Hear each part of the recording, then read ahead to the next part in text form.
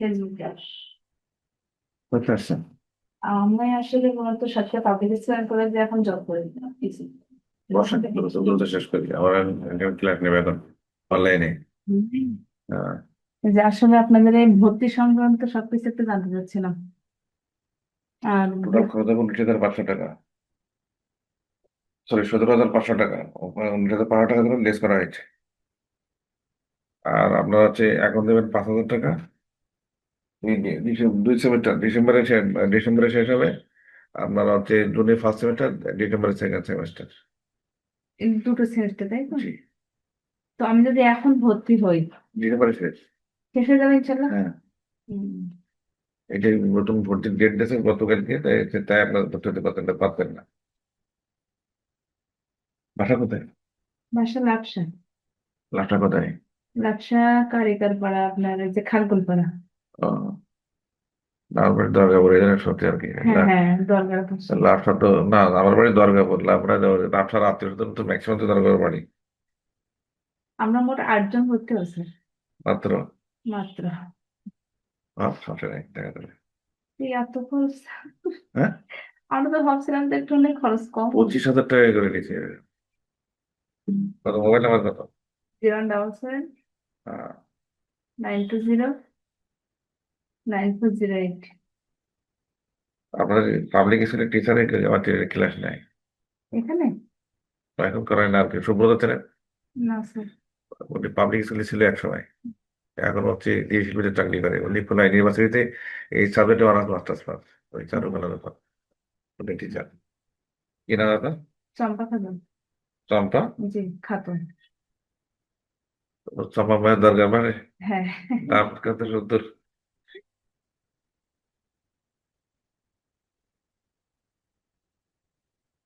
এখানে প্রত্যেকটা কোর্স এরকম, মানে আর কোনো কোর্স করানো হয় কিনা? ও সব কোর্স, অনেক course, BEd, MEd, BPEd, library science, চারুকলা, আইসিটি, অনেক কোর্স করা হয়। বিএডও করানো হয়? অবশ্যই। জাতীয় বিষয় বা বিপিএড দুইটা, একটা জাতীয় বিষয়ের অধীনে, একটা কারিগরি বোর্ডের অধীনে। আর জাতীয় বিষয়ের অধীনে এখন সুযোগ নেই, কারিগরি বোর্ডের অধীনে সুযোগ আছে। এত বিশ্ববিদ্যালয়ের সুযোগ নেই আছে? ভর্তি ডেট ডেট শেষ হয়ে গেছে। তারপর হচ্ছে ওটা খরচ কম। 25,000।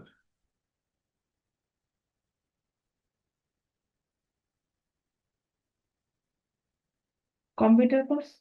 8,000 টাকা। আপনার টাকা আর কথা বলবো না। অনলাইনে ক্লাস আছে তো, ওই যে আইসিটি ক্লাস আছে, আমাদের সব কোর্সগুলো অনলাইনে ক্লাস হয়। ক্লাসের ভিডিওগুলো ফেসবুক পেজ, ইউটিউবে সমস্ত জায়গায় পাওয়া যায়। পরীক্ষা স্যার কয়টা হবে? একটাই শেষ কথা। 2 সেমিস্টার বললাম, দুনিয়ার ডিসেম্বরে শেষ। হুম। এখন ভর্তি হলে ডিসেম্বরে শেষ হবে এই কোর্সটা। মানে পূর্ণগতিটা সুযোগ দিয়েছে তাই আর কি। মানে এই যে 19 নিবন্ধনের সার্কুলার হবে, সার্কুলারের আছে, দেবে বলে বুঝে আবার একটা সার্কুলার আমি সুযোগ দিতে ভর্তি। এটা কি আমরা পেয়ে যাবো তাহলে সার্টিফিকেট মনে হয় স্যার? তাই ভাবলো ভাই, একটু দেবে তো, এই মাসের মধ্যে দেবে হ্যাঁ, সার্কুলার। পরবর্তীতে হয়তো। আচ্ছা, আসে ইনশাল্লাহ, দেখা যাবে। আচ্ছা,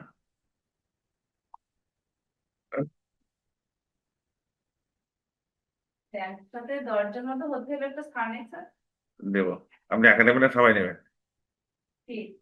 স্যার একাডেমিটা সবাই নেবেন? সবার ছেলে ভালো হতো। আচ্ছা, দেবো দাম। আমি একা একা নেই। অনেকে। আচ্ছা।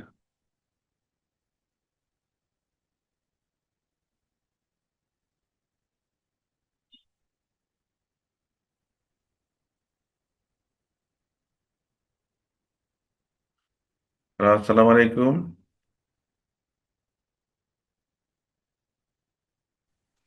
ওয়ালাইকুম আসসালাম। ক্লিয়ার কি দেখা যাচ্ছে? আচ্ছা, দেখা যাচ্ছে। ও, দেখ, আমি তো বুঝতে পারছি না তো আসলে, ক্লাস রেডি করছে কিভাবে জানি না। তাও আবার শুরু করি, তারপরে আপনারা দেখা যাবে, কথা বলবো আর কি। আসসালামু আলাইকুম। সুন্দরবন কলেজ অফ টেকনোলজি সাতক্ষীরার পক্ষ থেকে আইসিটি ক্লাসের দূরের ও কাছের সকল শিক্ষার্থীকে জানাই আন্তরিক সালাম ও শুভেচ্ছা।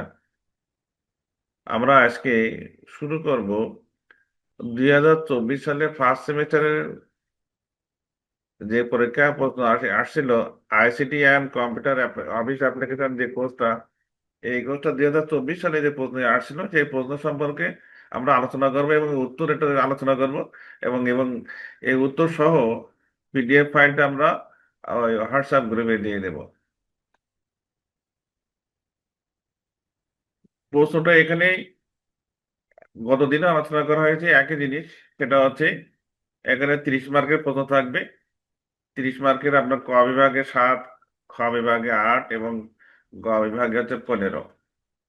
মোট আপনাকে 30 মার্কের প্রশ্নের অংশগ্রহণ করতে হবে। ক বিভাগে যে প্রশ্নগুলো আসছিল 2024 সালে, 1 নম্বর প্রশ্ন ছিল হচ্ছে ই এগ্রিকালচার। আমরা এগ্রিকালচার সবাই বুঝি, ই এগ্রিকালচারও আমরা সবাই বুঝি। এগ্রিকালচার কৃষি, কৃষি প্রযুক্তি কিভাবে কাজ করা হয়। কৃষি আমরা দেখেন, আমরা বাংলাদেশ একটা কৃষি প্রধান দেশ। বাংলাদেশে দেখেন টোটাল জনসংখ্যার 80% লোক গ্রামে বসবাস করে, আর 80% লোকের আহ, পেশা হচ্ছে কৃষি।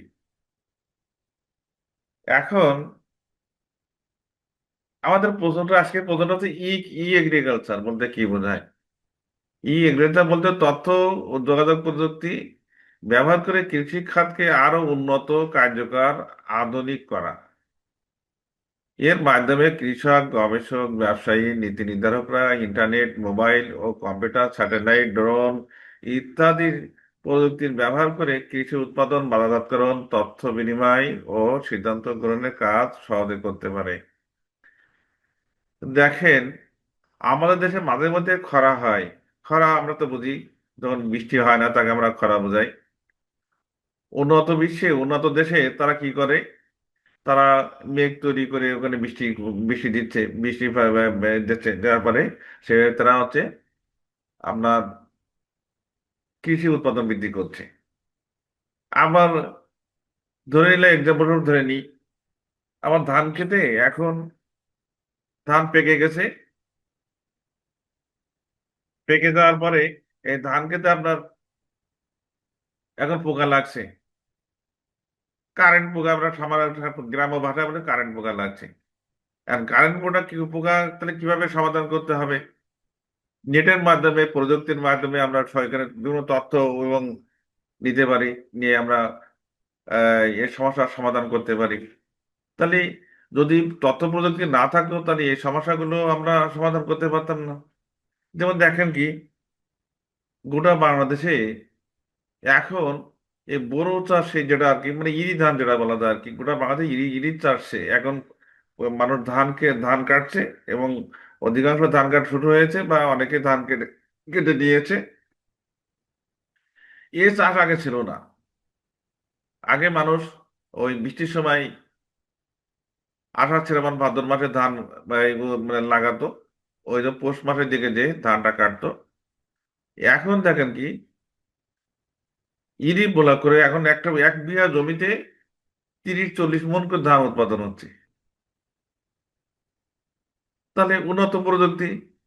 এখানে একদম কৃষক 1 বিঘা জমি চাষ করে সে বেশি ফসল উৎপাদন করছে। এটা হচ্ছে ই কৃষি। পরের প্রশ্নে আসি, HTTPS এর পূর্ণ রূপ কি? HTTP, এটা আমরা সবাই কম বেশি জানি, যারা নেটের সঙ্গে আমরা জড়িত। যেহেতু আপনারা আইসিটি কোর্সে ক্লাস করবেন, কাজে আপনাদের তো আরো জানার কথা। সেটা হচ্ছে HTTPS, hyper text transfer protocol source. এটি আসলে এর নিরাপদ সংরক্ষণ। এখানে সোর্সের মানে হলো ডাটা এনক্রিপ্ট করা হয় যাতে ব্রাউজার ও ওয়েবসাইটের মধ্যে তথ্য আদান প্রদান করতে পারে। যে আমরা যে ব্রাউজার ইউজ করি, তথ্য আদান প্রদান করতে পারি, এইটা হচ্ছে এইচটিটিপি। এরকম সংক্ষেপে আপনার হচ্ছে এই অ্যাব্রিভিয়েশন আসবে। আর আমরা মোটামুটি অ্যাব্রিভিয়েশন গুলো একটু দিয়ে দেবো, এক চোখে দেখে আসলে আপনার পেয়ে যাবেন। আর এখানে এটা হচ্ছে অঙ্কের মতো নাম্বার। যারা পরের প্রশ্ন হচ্ছে USB, universal serial bus. Just এটুকু লিখিয়ে দিলেই এনাফ, আপনার হচ্ছে 1 মার্কের প্রশ্ন উত্তর হয়ে যাচ্ছে। এখানে আমরা একটু বিস্তারিত আমরা লিখছি বা বিস্তারিত আলোচনা করছি। সেটার কারণটা হলো এই, এই প্রশ্নটা যদি খ বিভাগ অথবা গ বিভাগে আসে তাহলে লিখতে পারবেন যদি ক বিভাগে আসে তাহলে খুব ছোট আকারে লিখবেন। দেখেন কি এখানে ইউএসবি ইউএসবি আমরা সবাই কিন্তু আমরা কম বেশি বুঝি। দেখেন আমরা এখন বাংলাদেশে 90% লোক মোবাইল ইউজ করে। মোবাইলের যে পোর্টগুলো ইউজ করা হয়, মোবাইলের যে চার্জারটা ইউজ করা হয় ইউএসবি পোর্ট, যেটা হচ্ছে দেখেন ইউএসবি পোর্টটা হচ্ছে এরকমই। যদি পেন ড্রাইভ হয়, মোবাইলের চার্জার, তারপর হচ্ছে লাইটের চার্জার, সব ইউএসবি পোর্টের মতো, সবাই একই রকম মাপ। এটা ইউএসবি পোর্ট ইউজ করে হয়, এটাকে ওটা ইউএসবি পোর্ট আমরা বললে আমরা সহজে আমরা বুঝি। এরা keyboard, mouse, pen drive, printer, mobile, camera ইত্যাদি এখানে এখানে ব্যবহৃত হয়। পরের প্রশ্নে আসি। 45 ডব্লুপিএম বলতে কি বোঝায়? 45 45 ডব্লুপিএম মানের হলো 45 ওয়াটস পার মিনিট। ডব্লুতে ওয়াটস, পিতে পার, এমতে মিনিট। অর্থাৎ একজন মানুষ প্রতি মিনিটে গড়ে 45টি শব্দ টাইপ করতে পারে। এটি তার টাইপ স্পিড বা টাইপ করার গতি। সহজভাবে আমরা যদি বলি, যদি আপনার টাইপিং স্পিড 45 ডব্লুপিএম হয়, তবে আপনি 1 মিনিটে প্রায় 45টি শব্দ লিখতে পারবেন। এটি মাঝারি থেকে ভালো টাইপিং স্পিড হিসেবে ধরা হয়। টাইপের গতি বিভিন্ন রকম থাকতে পারে বা আছে। এটা আছে 20 থেকে 30, 40 থেকে 60, 80, 70 থেকে 70+। এখন যেটা আছে বিভিন্ন অফিসে যখন চাকরিতে নিয়োগ দেয়, তখন এরা তাদের অফিসিয়াল যে নিয়োগ কমিটির সিদ্ধান্ত অনুসারে এটা কার্যকর হয়। এর পরের প্রশ্ন আসি। কম্পিউটারে স্টোরেজ ডিভাইস কি? স্টোরেজ ডিভাইস, এই দেখেন এটা আমরা পরিচিত। কম্পিউটারে স্টোরেজ ডিভাইস হলো সেই ডিভাইস বা যন্ত্রাংশ যেখানে কম্পিউটারের ডেটা, প্রোগ্রাম, ফাইল ও তথ্য স্থায়ী বা সাময়িকভাবে সংরক্ষণ করা হয়। সহজভাবে বললে, যেখানে কম্পিউটার তার তথ্য জমা রাখে সেটি স্টোরেজ। আমাদের যেমন মানুষের স্টোরেজ কি? আমরা কোনো তথ্য সংরক্ষণ করি, আমরা মেমোরিতে সংরক্ষণ করে রাখি, মনে রাখি। আর ও হচ্ছে কম্পিউটার তার স্টোরেজে সংরক্ষণ করে রাখে। স্টোরেজ আবার দুই রকম, একটা আছে প্রাইমারি স্টোরেজ, আর একটা হচ্ছে সেকেন্ডারি স্টোরেজ। প্রাইমারি স্টোরেজ আবার দুই রকম, র্যাম আর রম। আর সেকেন্ডারি স্টোরেজটা হচ্ছে যেমন হচ্ছে দেখেন হার্ড ডিস্ক, তারপর হচ্ছে অপটিক্যাল ডিস্ক, ইউএসবি, একটু আগে ইউএসবি যেটা কথা বললাম, মেমোরি কার্ড। এটা হচ্ছে অস্থায়ী বা সেকেন্ডারি মেমোরি। পরের প্রশ্নে আসি। যেমন দেখেন কি, একটি স্প্রেডশিট অ্যাপ্লিকেশনের নাম লেখো। স্প্রেডশিট অ্যাপ্লিকেশন, স্প্রেডশিট অ্যাপ্লিকেশনের নাম হলো মাইক্রোসফট এক্সেল। যেমন মাইক্রোসফট ওয়ার্ডকে বলে ওয়ার্ড প্রসেসিং প্রোগ্রাম বা প্যাকেজ। আর এক্সেল যেটা, এক্সেলকে বলা হয় স্প্রেডশিট অ্যাপ্লিকেশন। যেমন দেখেন কি আমরা যে যে প্রোগ্রাম দিয়ে এখন এখন ক্লাসটা নিচ্ছি, এই প্রোগ্রামটাই হলো পাওয়ার পয়েন্ট। এটা হচ্ছে পাওয়ার পয়েন্ট প্রেজেন্টেশন। প্রেজেন্টেশন উপস্থাপন করছি, সেভাবে আমরা ক্লাস নিচ্ছি। যেমন উদাহরণ দেখেন কি, গুগল শিট, তারপর ডব্লিউপিএস, অফিস অফিস স্প্রেডশিট ইত্যাদি। তারপরে বলতে আসি, শুধুমাত্র যদি আপনি এখানে উত্তরটাই লেখেন, স্প্রেডশিট হলো একটি, এর নাম হলো মাইক্রোসফট এক্সেল, শুধু এটুকু মাইক্রোসফট এক্সেল লিখলেই হবে বা এমএস এক্সেল লিখলেই হবে উত্তরটা। তাহলে 1 মার্কের উত্তর। দেখা যায় কি আমরা দুটা ওয়ার্ড লিখলেই আপনি সঠিক উত্তর লিখতে পারছেন। পরের প্রশ্ন, সার্চ ইঞ্জিন বলতে কি বোঝায়? Search engine sorry search engine হলো এমন একটি অনলাইন সফটওয়্যার বা প্রোগ্রাম যার মাধ্যমে আমরা ইন্টারনেট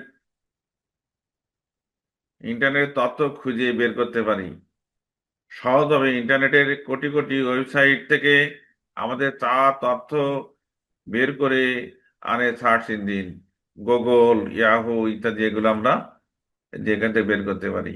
এটা হচ্ছে আমরা ক বিভাগ গেল। এবার খ বিভাগে আসি। খ বিভাগে ম্যাক্স এক্স ফর্মুলা ব্যবহার পূর্বক পাঁচটি সেলের নাম মান হতে সর্বোচ্চ মান কিভাবে বের করে। ম্যাক্স ম্যাক্স হচ্ছে ম্যাক্সিমাম, ঠিক আছে। এটা হচ্ছে এক্স, মিনিমাম বের করতে এম আই এন, যদি যোগ বের করতে তারপর সাম এস ইউ এম, আর অ্যাভারেজ বের করতে গেলে পুরোটাই অ্যাভারেজ লিখতে হবে। তবে কি, প্রত্যেকটা যে সূত্রই ইউজ করেন না কেন, এখানে সূত্র লেখার আগে প্রথমে আমাকে সমাচার দিতে হবে। যেমন কি দেখেন কি বলছে এখানে, এক্সেল ম্যাক্স ফাংশন ব্যবহার করে কয়েকটি সেলের মধ্যে সর্বোচ্চ মান বের করা যায়। ধরা যাক তোমার কাছে পাঁচটি sell A1 A2 A3 A4 A5 হলে ফর্মুলাটি ব্যবহার হবে A1:A5। এটি পাঁচটি সেলের মধ্যে সর্বোচ্চ মান বা সর্বোচ্চ যে সংখ্যাটা আছে, মানে বেশি লেখা আছে, সেই সংখ্যাটা ওখানে শো করবে। এটা ম্যাক্সিমাম। মিনিমাম আমরাও জানি, মিনিমাম যদি ওখানে ম্যাক্সিমাম পরিবর্তে এম আই এন লিখি, তাহলে ওই পাঁচটা সংখ্যার মধ্যে, পাঁচটা সেলের মধ্যে যে সেলটার সংখ্যা কম লেখা আছে তো সেটাই শো করবে। যদি যোগ লিখি, তাহলে এখানে সমান চিহ্ন এস ইউ এম, তারপর A1:A5। তাহলে ওই 1 থেকে 5 পর্যন্ত যে সংখ্যা, A1 থেকে A4 A5 পর্যন্ত যে সংখ্যা, ওখানে সেল পর্যন্ত যে কয়টা সেলে ওখানে সংখ্যা লেখা আছে সেগুলো যোগ হয়ে যাবে। পরের প্রশ্নে আসি। ম্যাক্স ব্যবহারপূর্বক পাঁচটি সেলের মান সর্বোচ্চ মান কিভাবে বের করা যায়।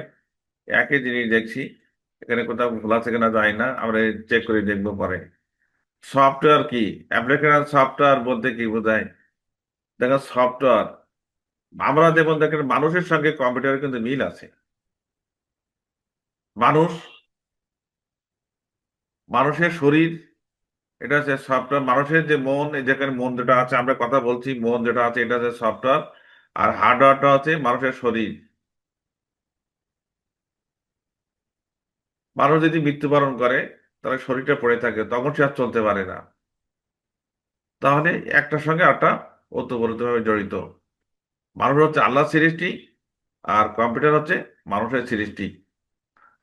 সফটওয়্যার হলো কম্পিউটারের সেই প্রোগ্রাম বা নির্দেশনার সমষ্টি যা কম্পিউটারকে কাজ করতে সাহায্য করে।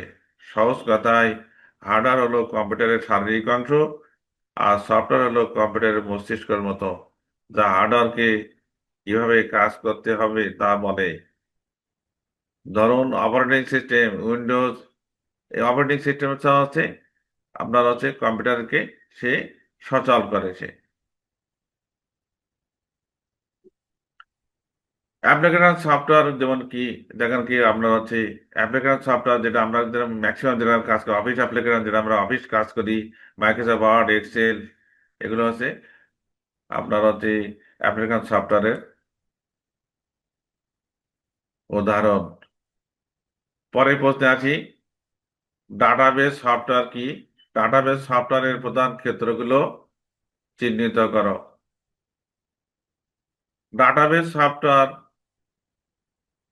যা তথ্য সংগ্রহ, সংরক্ষণ, পরিচালনা ও দ্রুত অনুসন্ধান করার জন্য ব্যবহার করা হয়। সহজভাবে বললে, এটি এটি বড় পরিমাণ তথ্যকে সুশৃঙ্খল সংরক্ষণ ও প্রয়োজন অনুযায়ী সহজে যোগ্য করে তোলে। এর প্রধান ক্ষেত্র যেমন ডাটাবেস তৈরি, ডাটাবেস পরিচালনা, তথ্য অনুসন্ধান, রিপোর্টিং, সিকিউরিটি ও ব্যাকআপ। এই মূলত হচ্ছে ডাটাবেস সফটওয়্যারের ডাটাবেস প্রধান ক্ষেত্রগুলো। এখন শুধুমাত্র যদি খ বিভাগে আসে, তাহলে এখানে ডাটাবেস তৈরি কি, ওখানে আর সংজ্ঞা টাঙ্গা সংজ্ঞা কিন্তু লেখার দরকার নেই। শুধুমাত্র পাঁচটা ডাটাবেস তৈরির মধ্যে যে ডাটাবেস তৈরি, ডাটাবেস পরিচালনা, তথ্য অনুসন্ধান, রিপোর্টিং, সিকিউরিটি অ্যান্ড ব্যাকআপ, এইগুলো লিখলেই আপনার হয়ে যাবে। পরে গ বিভাগে আসি। গ বিভাগে ডিজিটাল নিরাপত্তা আইনে প্রধান প্রধান বৈশিষ্ট্যগুলি লিখো। ডিজিটাল নিরাপত্তা আইন। ডিজিটাল নিরাপত্তা আইন দেখেন কি, আমরা ফেসবুকে ফেক ফেক আইডি দিয়ে একজন আরেকজনের বিরুদ্ধে কুৎসা বা খারাপ তথ্য ফেসবুকে দেয়। এটা হচ্ছে ওই যে এই কারণে সরকার যেটা আইন করছে, সে প্রধান বৈশিষ্ট্যগুলো কি তারা একটা বলছে কি, এখানে সাইবার ক্রাইম প্রতিরোধ, অপরাধ নির্ধারণ ও শাস্তি। যেমন দেখেন, আপনার অবৈধ অনলাইন কন্টেন্ট, ডিজিটাল হুমকি, ভুয়া খবর ছড়িয়ে দেওয়ার জন্য দণ্ড এবং জেল জরিমানা বিধান। তারপর ব্যক্তিগত তথ্য নিরাপত্তা, অ্যাপ্লিকেশন ওয়েবসাইট নিয়ন্ত্রণ, প্রতিরোধমূলক পদক্ষেপ, আইন প্রয়োগকারী সংস্থার দায়িত্ব। এটা হচ্ছে ডিজিটাল নিরাপত্তা আইনের প্রধান প্রধান বৈশিষ্ট্য। কারণ হচ্ছে কি, দেখেন মাঝে মধ্যে দেখবেন কি বাংলাদেশ ব্যাংকের টাকা হ্যাক হ্যাক করে ওই বিশ্বের অন্য একটা দেশ নিয়ে গেছিল। তো এরকম যদি হয় তখন আমরা কি করব? তো এই কারণে এগুলো আমাদেরকে সকলকে সচেতন হতে হবে। পরের প্রশ্নে আছি, প্রেজেন্টেশন কি? প্রেজেন্টেশন সফটওয়্যার এর সুবিধাগুলো কি? প্রেজেন্টেশন, এই যে আমরা যে প্রোগ্রামে এখন কথা বলছি, যে প্রোগ্রামে ক্লাস নিচ্ছি, এটা হচ্ছে প্রেজেন্টেশন। প্রেজেন্টেশন হলো কোনো তথ্য, বিষয় বা ধারণাকে দৃশ্যমান ও সঠিকভাবে দর্শকদের সামনে উপস্থাপন করার প্রক্রিয়া।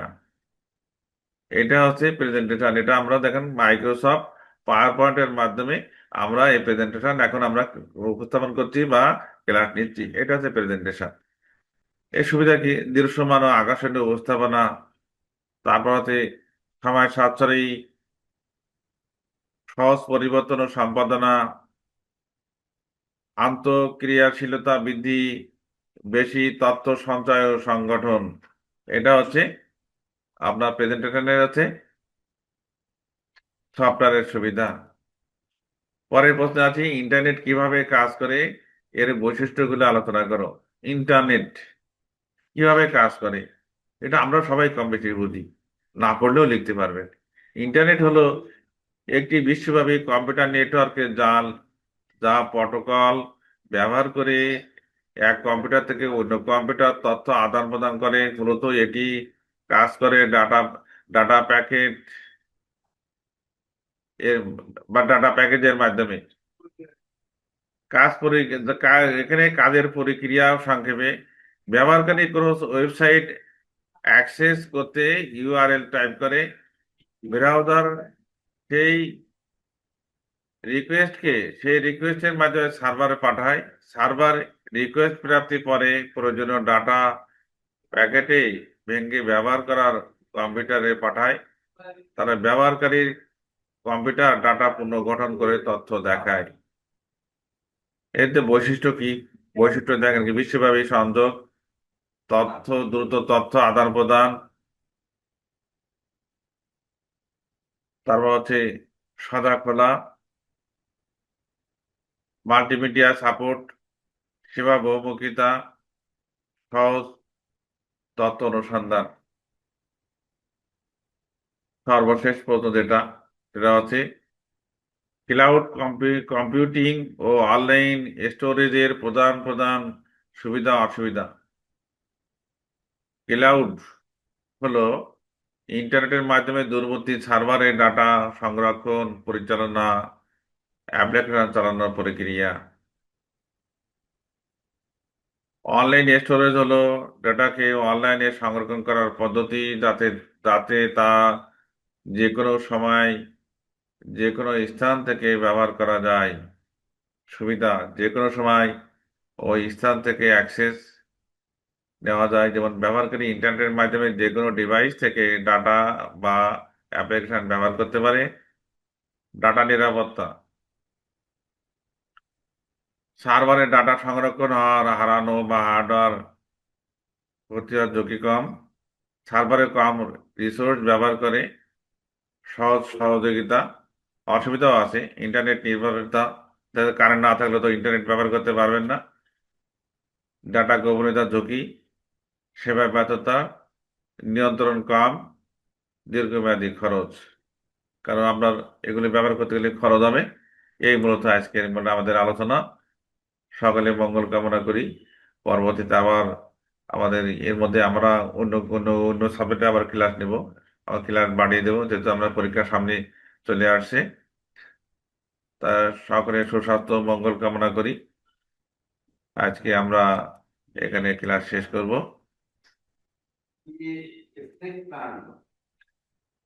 শোভা মণ্ডল,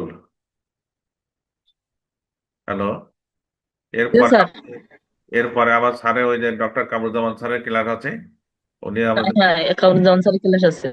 হ্যাঁ, এরপরে স্যার ক্লাস নেবেন, আর আমরা এই ক্লাসের আজকে এক্ষুনি সম্ভব আছে না, একটু পরেই আমরা হচ্ছে আমাদের এটা ক্লোজ করে আমরা স্যার ক্লাস নেবেন। সন্ধ্যার দিকে আমরা এই তথ্যগুলো আমরা আমরা গ্রুপে দিয়ে দেব।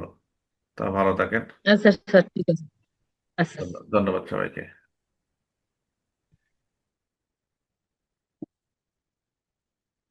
এখানে আসেন হচ্ছে, এখান থেকে কিভাবে ঢুকতে হয়? এটা পাস করে দেয় না।